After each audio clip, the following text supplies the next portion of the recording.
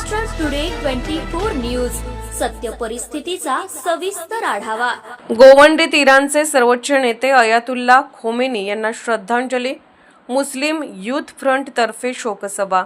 इराणचे सर्वोच्च नेते अयातुल्ला अली खामेनी यांच्या निधनानंतर मुंबईतील गोवंडी परिसरातील शिवाजीनगरमध्ये गोवंडी मुस्लिम यूथ फ्रंट तर्फे शांततापूर्ण मोर्चा काढून शोक व्यक्त करण्यात आला। खमेनी यांना शहीद मानून श्रद्धांजली अर्पण करण्यात आली। दरम्यान त्यांच्या मृत्यूनंतर जगभरात विशेषतः भारतातील शिया समुदायामध्ये तीव्र प्रतिक्रिया उमटल्या आहेत।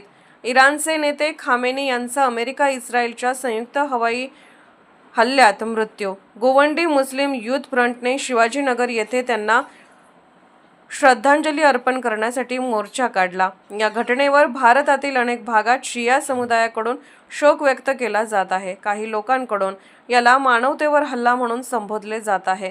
महाराष्ट्र टुडे मराठीसाठी गोवंडी, मुंबई।